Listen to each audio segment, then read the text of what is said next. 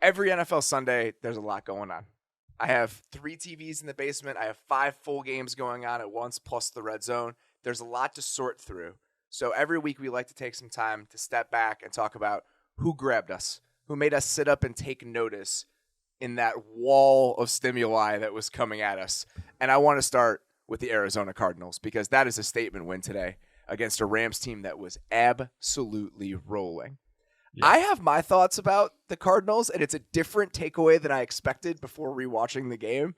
What is your main takeaway after watching the Cardinals do that to the Rams today? Oh my God, Kyler Murray! Like, take a bow. If you are standing up right now, take a bow. Like, because he is playing fan-freaking-tastic. It's wild.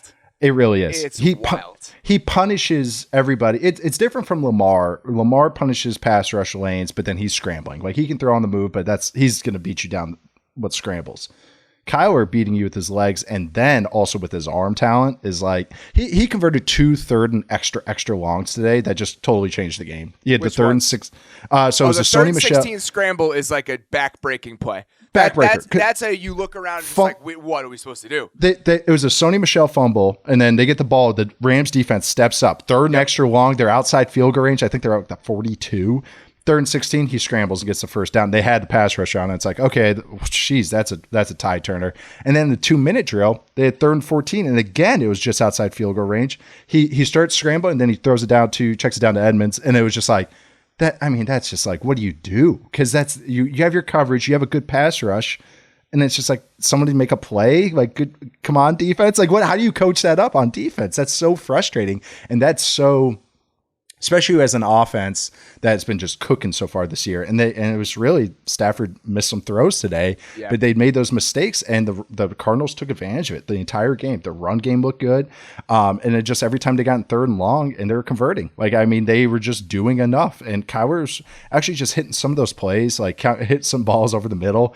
Like Kyler Merton hit. The throw to Max Williams is ridiculous. It's chef's kiss beautiful. It was awesome, really awesome like, throw. So on those coverages, it's kind of cool for me because it's reminding me of old Big Ten coverages. With quarters, that backside safety has to push to number 3 vertical, and that's the tight end usually. So Kyler beating the linebacker pushing back, and then the safety pushing over is like you said, chef's kiss. It's like, oh, that's a 1% throw, and the fact that he's doing that on top, like those are like the throws that Rodgers makes. Because it's a liner, but it gets over a guy. And it's like, the touch and everything else on that throw is beautiful and having to make that. He made so many on-time quarterback plays today on top of the bonkers out-of-structure stuff. Yeah. He was working A.J. Green down that right sideline, just like getting hitches out before he was even out of his break, taking advantage of that one-on-one down the field, working very quickly and on time and in rhythm as a passer. Unbelievable accuracy. And then those 2 third down plays. The 3rd and 16, it's funny because you say, what are you supposed to do about that as a defense? He's a guy that you draw it all up on the board. It's like, if we do this, we're fine. And then he just takes the board and smashes it over his knee. Yep. On offense, he does the opposite, where the stuff on the board isn't that impressive. And then you put him in there and it looks amazing. It looks great. That's what it was today. That 3rd and 16 play, Kenny Young has him. And it was a 5-man pressure. And he's looping around to the outside. I assume when they're drawing that up, it's like, all right, you contain here. Like you're late contain. You have to have contain here. He's going to run right into you. He's going to run right into you. He did run right into him, and then he snapped his ankles on the way to the sideline. And he made so many plays today. And it was funny because we were talking about it before we started recording. And you said, I don't know about like the structure and the offense, and everything else. I was like, come on, man. Like, really, we're going to do this again? And then I went back and watched it, and I was like, you're totally right. I know. He's like just making crazy stuff happen. Yeah. I feel very comfortable in saying this. Through the first 4 games of the year, he is the most valuable player in the NFL. I don't know if he is the AP most valuable player winner, but based on whatever that criteria is, the Cardinals are 4-0. He is the most valuable player to the success of his team in football through the first month. I don't really think it's that much of a conversation. Like Mahomes, maybe, and like Lamar, maybe, just like pure value to what they are and their success. I think that Kyler's in that number 1 spot with a pretty comfortable lead.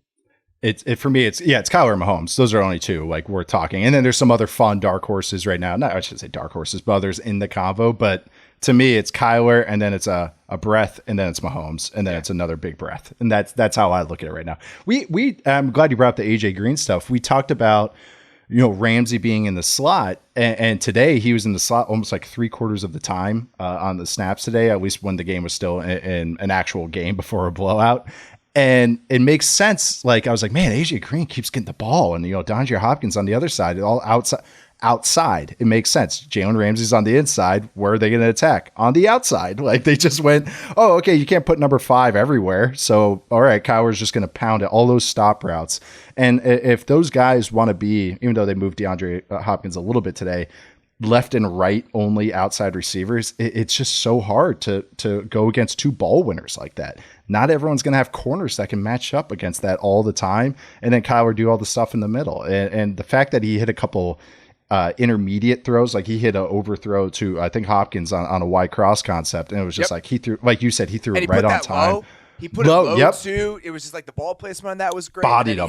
He had the whole shot to Hopkins up the right sideline, too. That's a perfectly placed ball. I mean, the fact that on top of the, again, 3 or 4 back-breaking, just devastating out-of-structure plays on third down, we can mention 5, 6, 7 throws where he's just playing really good quarterback.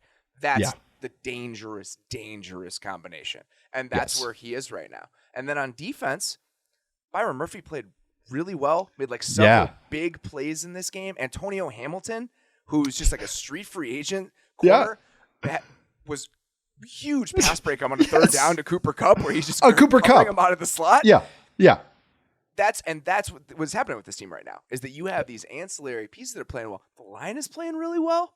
Yep. I think the left side, like Humphreys and Pugh, are playing well. DJ Humphreys had a pancake on a pole. Like, it was like I was like, who is this? Do you know what else I like, though? And it's in stark contrast to a lot of the other things you see in the red zone with teams that are frustrating right now. The fact that they're always spread out. Their numbers advantage in the run game in the red zone gives them such a leg up, because they're just running into these 5-man boxes from the 2-yard line. And when you already have a 1-man advantage because of what Kyler can do, and then you actually can outnumber people, or at least go hat for hat inside the 2, as all of these other teams are struggling to punch the ball in, it gives them an advantage in a really important part of the field. I mean, consistently, they're just converting in that area. And that's some of Kyler. Like, what he can do for you there in the run game is important, but just in terms of structure and numbers before the ball is even snapped, they're often in a really good place, and their guys up front are playing pretty well. It negates any advantage like one guy can have. Like, an Aaron Donald can't wreck as much if you're in the gun spread, because say he gets upfield, it's almost like they just wad it up and build a wall, and Kyler just gets upfield, or James Conner, because he's like a battering ram for him. Like, it's like a perfect little, compliment with those two. Complimentary. I was going to say it's perfect. It's nice. All their skill position players, right? Yep. Because they got the big body guys, and they got Rondale, and it's just Rondale and the speed. They put it together in a really cool way. It does work together. We'll see what happens with the construction of the offense, but the construction of the personnel. The skill position players I do like. The one other play I will mention, we talk about third down, ridiculous plays. We didn't mention this because it was a third and short.